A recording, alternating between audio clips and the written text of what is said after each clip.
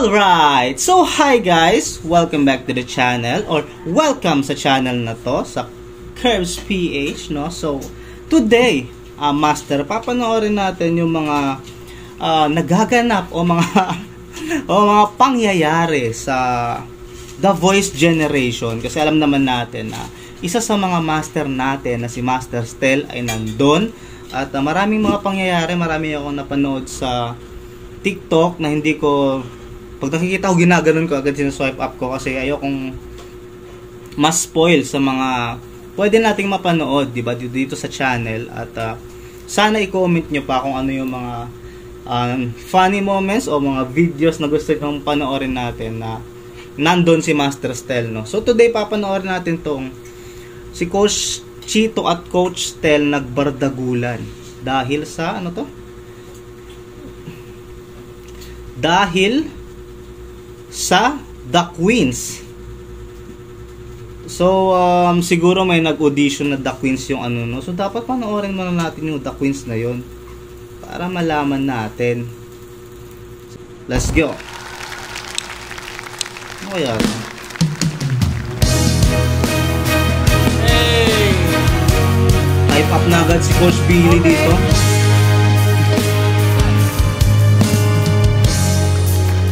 Labis na naiinip, dayaya mo sa bawat saglit. Coach Chito, ikaw to, Coach Chito, ikaw to. Alright. Wow! Hala. May napapapindot dito sa kaliwa ko. Ito na, oh. Umuwi ka na, baby. Hindi na ako sanay nang wala ka. Pogi ni Stel, pre. Mahirap ang mag-isa. Sigado kayo, ha? At sa gabi hinahanap kita. Hanggang kailan ako maghihintay na makasama ka uli sa buhay ko. Ganon pumindot, pre. Ganon. Dapat ang title nito, paano pumindot ng button na pogi pa rin. Ang napakaangas ng pagpindot niya gamit yung heel ng kanyang paa. Whew, man. So that's it. Napapindot na si Coach Chito at si Coach Stel dito, no, sa kanilang performance. Napakaganda din nung kanilang blending dito, yung kanilang harmonization, ika nga. Saka iba yung atake nila sa vocals nila. Medyo operatic ang kanilang atake dito, no? Let's go. Hirap at tanging ikaw lang ang pumapawi sa mga luha naglalagay ng ibig sa mga lagi. Oh, ang ganda. Ganda ni Miss Julian, no? Umuwi ka na, baby. Umuwi ka na, baby.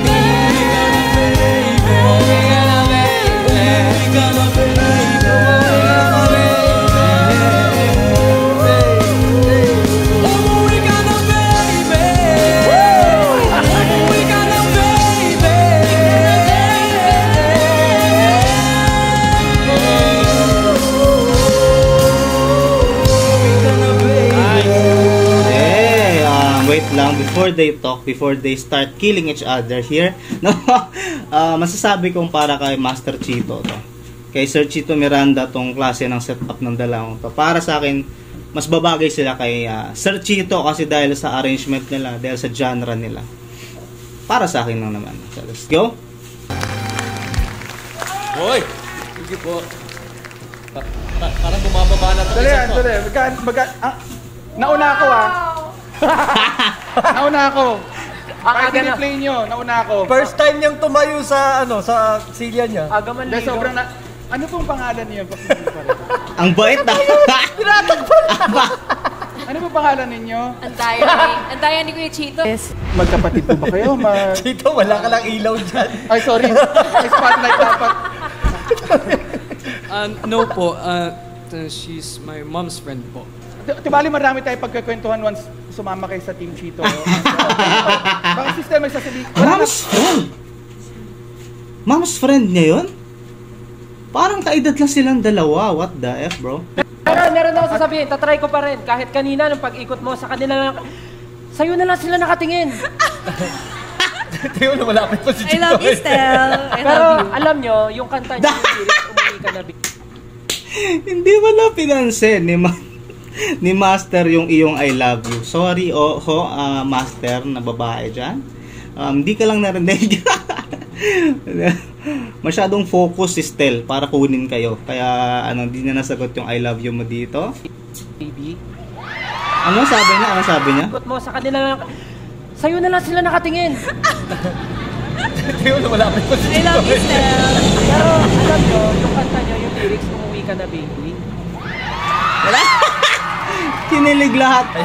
Alam nyo, Ayan na. Alam Ayan mo, na. isa ka pa eh. Hindi, wait lang. May gusto lang ako sabihin kasi alam mo, ang sakit. Kaibigan ko sila, Orange with Lemons. Kaibigan ko. Wala kang magagawa. Nilalabas na nga yung mga alas dito sa pagpatayan nilang ginagawa. Kaibigan ko, Orange and Lemons, kaibigan ko. Yung kumanta niyan, kaibigan ko yan. What? Hindi ako lalaban. Gusto ko lang sabihin na ang sakit ng kanta niyong umuwi ka na, baby. Alam niyo kung bakit? Si Coach Chito may Ate Neri. Si Coach Billy may Kulin. Si Coach Julie may Kuya Raver. What the F, man? Ako, wait, makinig kayo. Ako, ang meron lang ako, 18. What the F? Inikilig ka naman. Inikilig ka naman. Well, dapat lang. What the F, bro? Man, talking about giving back to your beloved fan base. Here we go, no? Wow, man. Napaka-proud natin lahat ngayon, di ba? Tumigil ka na, tapos na eh. Kilig-kilig ka pa dyan, ma'am. Tama na yan, kilig-kilig mo dyan. Enough na yan.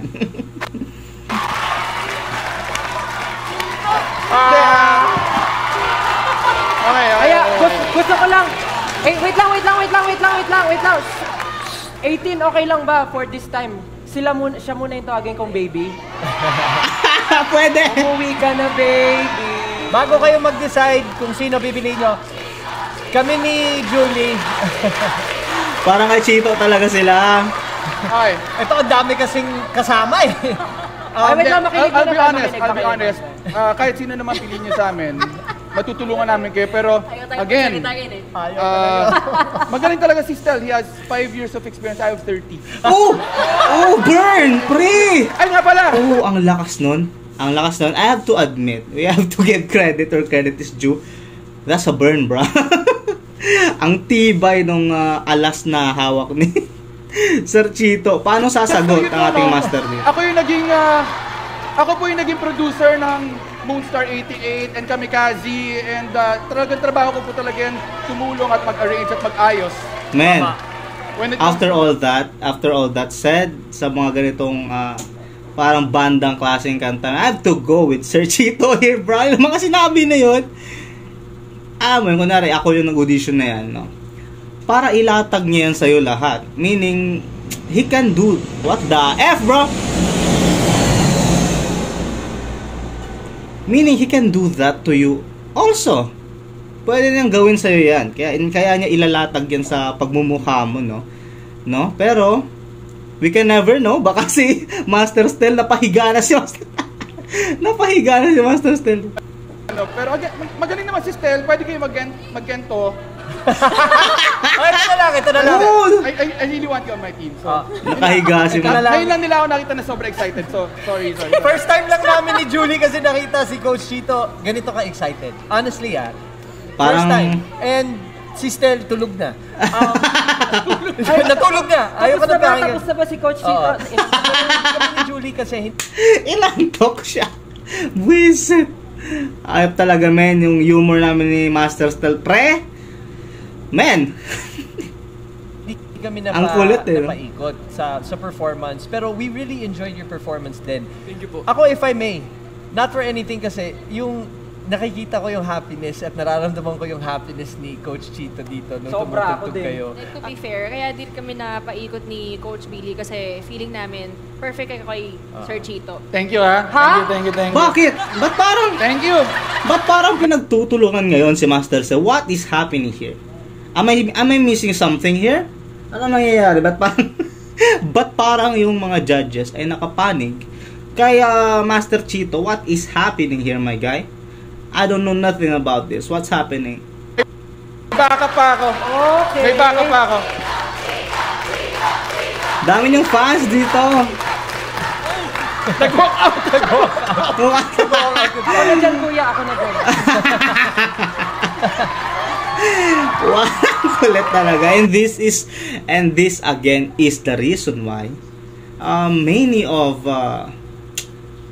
the people nowadays watch The Voice of the Philippines on television and online as well.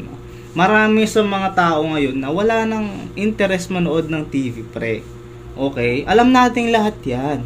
Sino ba nanonood ng TV ngayon? Frankly speaking, men, sobrang konti na lang ng percentage na nanonood ng TV, di ba? Real talk lang tayo, pre. Pero, based on my experience and based sa mga comments, sa mga nakita ko at sa mga sinasabi ng iba, based doon, dahil nandito daw si Stel, willing na sila ulit i-on yung TV nila at manood ng live. At manood mismo dun sa TV dahil kay Stel. 'Di ba? Madami ang madami lalo na 18. Sobrang dami kaya men, Stel really has a huge impact para sa yan, 'di ba? Para sa airport. Stel really has a huge impact sa show na to, sa The Voice Generation at sa GMA as a whole, man. Kaya, man, let's give the flowers to him because he deserves it. Hindi ka naman sinasabing walang fans yung iba dito, si Chito, si Mas Julian. Pero sinasabi ko lang, Stel brought a huge percentage of people that is already not watching television. Like me. Wala na akong pake sa TV, pre. Kasi lahat ngayon nasa online na, 'di ba? Kahit yung GMA, kahit yung mga unang hirit nasa online na 'yan. Kaya malaking bagay na kinuha nila si Stel dito. Kaya kung matalino sila, they get the SB19 as a whole para talaga ma-showcase nila at mapakinabangan nila, men. Ang laki ng 18, pre. Malaking asset to sa GMA as a whole, 'di ba? Let's go. Ayoko na maging coach, gusto ko na maging cameraman. Para sa akin na lang yung attention nyo. Woo! Maaari ba namin malaman ang inyong desisyon? May hugot pa rin, no? Ang pipiliin naming coach ay Coach Chito yan, pre. si Coach. Chito yan. Grabe yung nilatag niya doon, man. I'm sorry, Coach Stel, but we're gonna go with Chito. I love you, Stel! Well played, well played.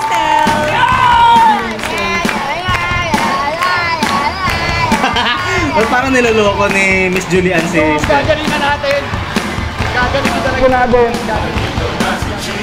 Si Chito. Yan. Congratulations! Great! Yeah. Really nice, really nice.